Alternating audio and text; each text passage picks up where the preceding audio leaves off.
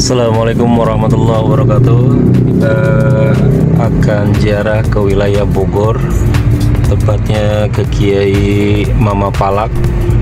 Kita berada di Star di Sumarekon Bekasi dengan tim kita. Ada Kang Imam, Siap. terus ada Kang Dede. Mantap. Ya, kita akan jemput tim kita di Pondok Gede. Kita lanjut perjalanan. Assalamualaikum warahmatullahi wabarakatuh. Syukur alhamdulillah kita sudah berada di kediaman Pak Tias di Pondok Gede. Kita akan ziarah ke Bogor, tepatnya ke makam Mama Palak. Di sini ada Pak Tias, ya. Dari mana Pak Tias? Purworejo. Purworejo, Jawa Tengah. Jawa Tengah. Terus ada Kang Dede dari Sukabumi. Terus ini ada Kang Baba yang senang nyeruput Kuningan. dari Kuningan. Ada Panglima Perang kita nih, Bang Ipul Papua. dari Papua. Dan ada ini juga nih si ganteng nih dari Bang Iman dari Saketi. Saketi. Oh. Nah, tim kita nih ya. Semoga aman di jalan. Amin. Amin. Armada tempur kita.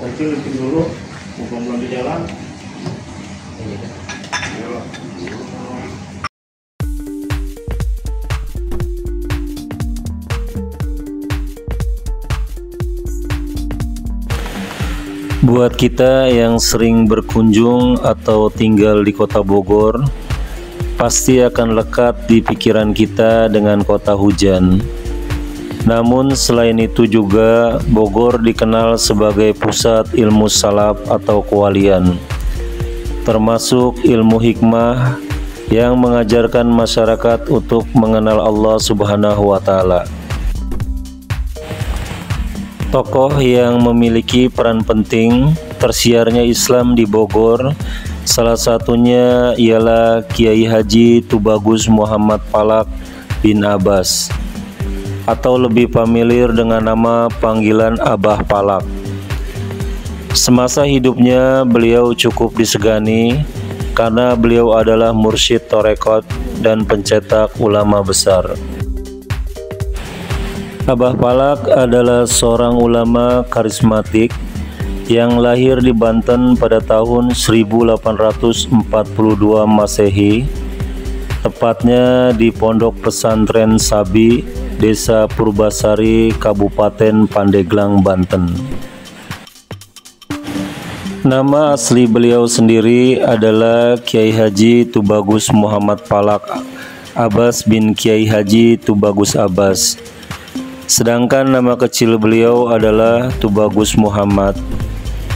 Tetapi ada juga yang mengatakan nama kecil beliau adalah Abdul Halim, kemudian diubah menjadi Abdul Haris. Sedangkan gelar Palak itu sendiri diberikan oleh gurunya Syekh Said Apandi Turki pada saat beliau mempelajari ilmu kasab dan palak atau perbintangan di Mekah. Sejak kecil beliau diasuh oleh ayahandanya Kiai Haji Tubagus Abbas dan ibundanya Ratu Quraisyin. Ayahnya sendiri adalah keturunan keluarga Kesultanan Banten, silsilah dari Syekh Syarif Hidayatullah. Sedangkan ibunya Ratu Quraisyin merupakan keturunan dari Sultan Banten.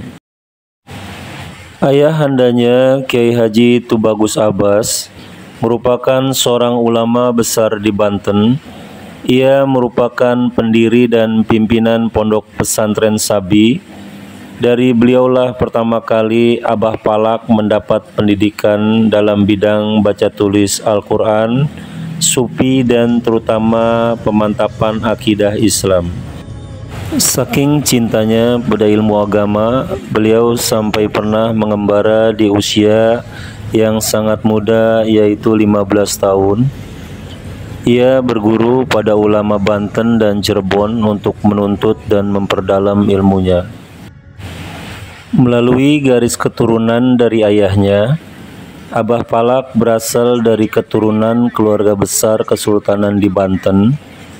Bahkan merujuk kepada silsilah keluarganya, Abah Palak termasuk keturunan salah seorang mubalik utama, Wali Songo yang memiliki putra bernama Syarif Hidayatullah atau lebih dikenal dengan gelar Sunan Gunung Jati. Pada usia 17 tahun, tepatnya tahun 1857, untuk pertama kalinya beliau berangkat ke Tanah Suci untuk menimba ilmu selama kurang lebih 21 tahun.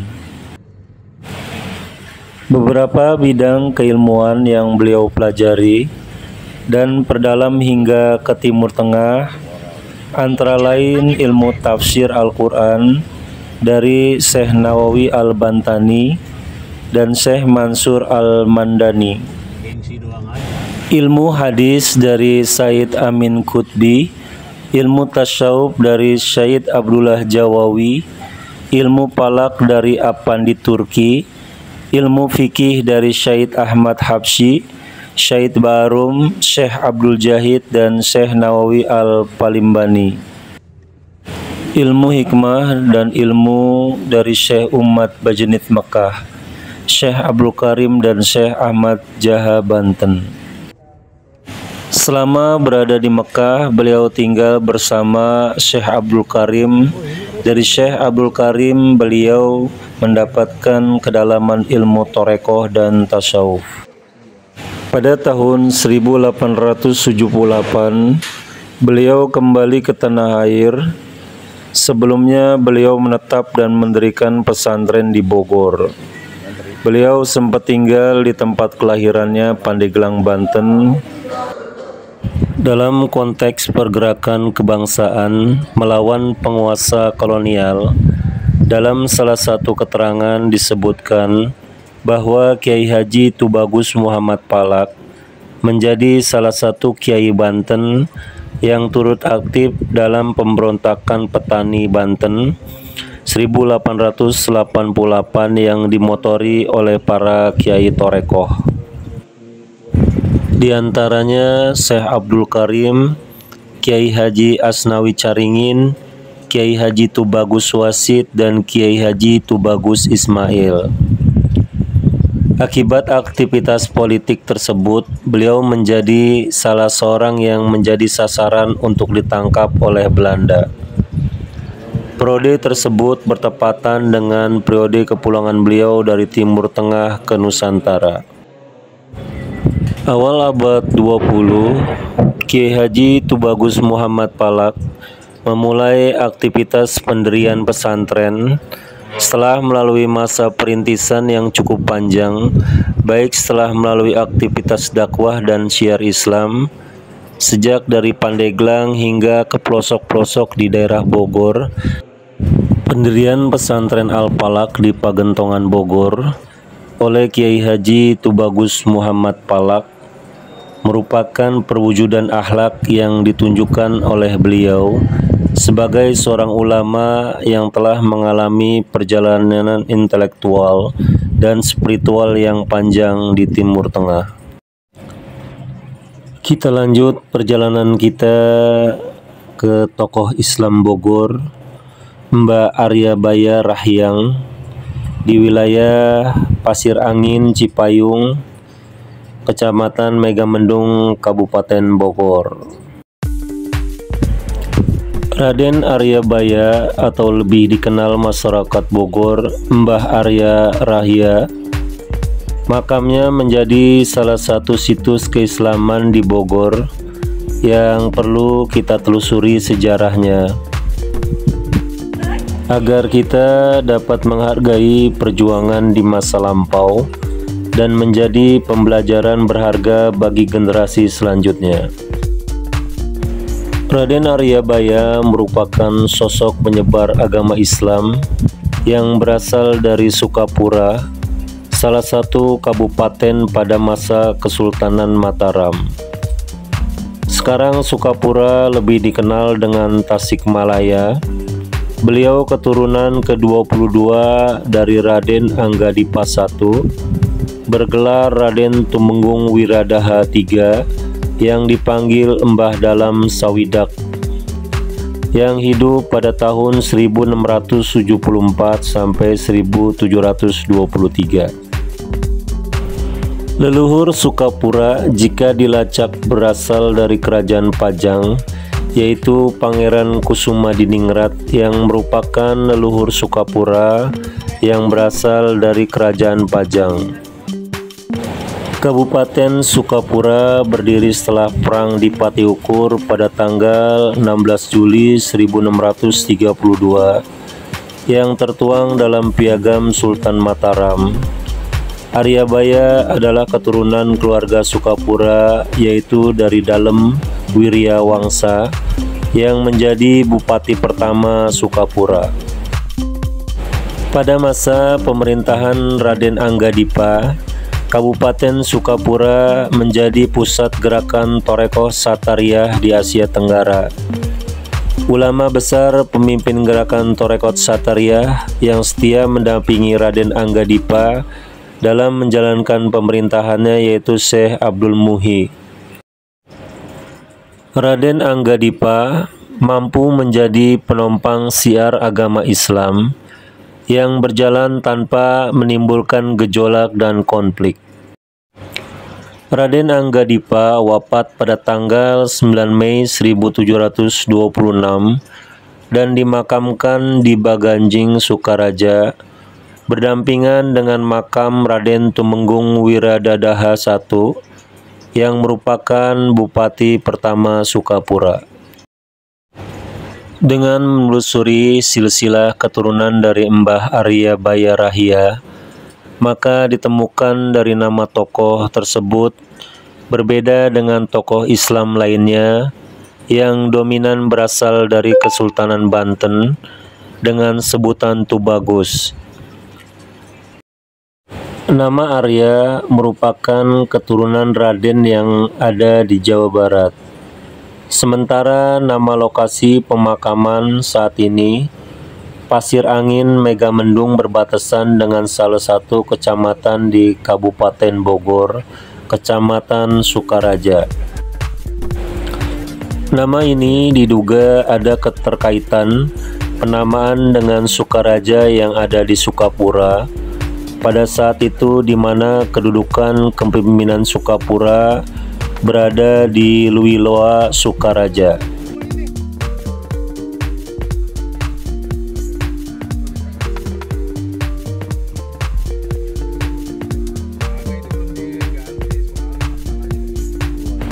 Salah satu ciri khas dari Torekoh Satariyah dapat ditelusuri terutama ketika berzikir menggunakan tawasul terhadap para tokoh-tokoh Islam. Alhamdulillah, kita sudah sampai ke makam keramat Raden Aryabaya atau Mbah Haryah di Desa Pasir Angin, Kecamatan Megamendung, Kabupaten Bogor. Area parkirannya cukup luas. Lurusin situ, nggak ada temannya ini. Ini.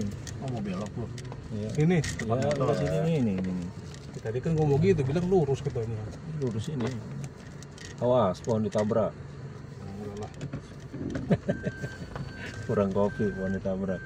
Kurang Indomie. Indomie. Begini nih, lurus. Ada jaket double nih. Musim hujan gini mah nggak bakalan. Sutet lagi bawahnya.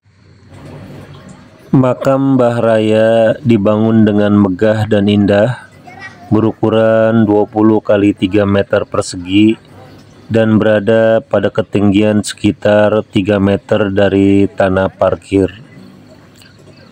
Di sepanjang makam terdapat anak tangga yang dihiasi dengan pot bunga. Makam Mbah Raya dibangun di atas tanah wakaf Haji Aceng seluas 700 meter persegi. Di sekitar makam terdapat area parkir yang cukup luas, sekitar 2000 meter persegi, dan sejumlah warung-warung makan dan perlengkapan. Kita lanjut telusuri seputar area makam Mbah Raya, seorang waliullah yang menyebarkan agama Islam di wilayah Jawa, khususnya wilayah Bogor dan Jawa Barat. Dilihat dari silsilah dari segi ajaran Islam yang diajarkan Mbah Arya Baya di beberapa sumber sebagai pengikut Thariqah Satariyah dari tokoh Islam dari Tasikmalaya, yaitu Syekh Abdul Muhi Pamijahan. Raden Arya Baya adalah keturunan keluarga Sukapura, yaitu dari dalam Wiryawangsa yang menjadi bupati pertama Sukapura. Bupati Sukapura I diangkat menjadi bupati oleh Sultan Mataram pada tahun 1632 sampai 1674 dan diberi gelar Raden Tumenggung Wiradadaha. Situs makam Mbah Arya Rahia pertama ditemukan pada tahun 2000-an. Saat itu lokasi makam akan dijadikan proyek penanaman bunga mawar. Ketika lokasi tersebut akan diratakan, ternyata terdapat 3 makam di sana. Salah satunya yaitu makam Mbah Arya Rahia. Semenjak itu mulai banyak orang yang datang ke sana untuk berziarah ke makam Mbah Arya Rahia. Makam Mbah Arya dibangun oleh ahli waris Mbah Arya Rahia, yang mana pada bangunan makam juga terdapat kubah tinggi yang memiliki diameter sekitar 10 meter. Bangunan makam Mbah Arya Rahia terlihat sangat indah, megah dan mewah dari kejauhan. Makamnya selalu dikunjungi oleh penziarah dari berbagai kalangan, baik yang datang dari sekitar Bogor, Jabodetabek, Jawa Barat, bahkan Jawa Timur. Makam beliau dijadikan sebagai salah satu wisata keagamaan di Kabupaten Bogor.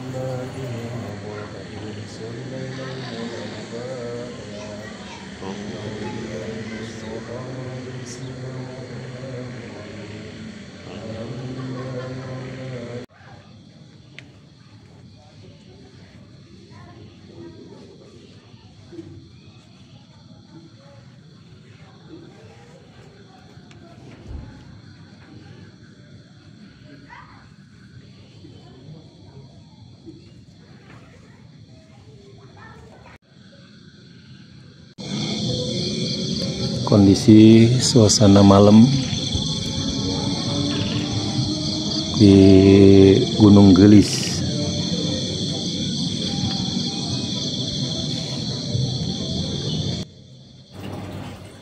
Tujuan utama ziarah wali dapat dibagi menjadi beberapa aspek. Yang pertama, mendekatkan diri kepada Allah Subhanahu wa Ta'ala.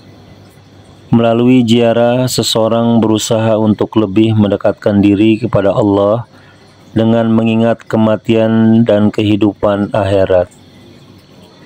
Yang kedua, mengambil pelajaran atau iktibar. Ziarah memberikan kesempatan untuk merenungkan kehidupan para wali dan mengambil pelajaran dari perjuangan serta ketaatan mereka. Yang ketiga, mendoakan ahli kubur. Penziarah dapat mendoakan kebaikan bagi para wali yang telah meninggal. Yang keempat, mencari keberkahan atau tabaruk. Banyak yang percaya bahwa dengan berziarah, mereka dapat memperoleh keberkahan dari Allah melalui perantara para wali. Dan yang kelima, introspeksi diri. Ziarah juga menjadi momen untuk melakukan muhasabah atau introspeksi diri. Itu saja perjalanan dari tim PBK di wilayah Bogor. semoga bermanfaat dan juga semoga meningkatkan keimanan kita dengan mengingat kematian dan kehidupan para wali. Iman seseorang dapat bergugah dan meningkat. Wassalamualaikum warahmatullahi wabarakatuh.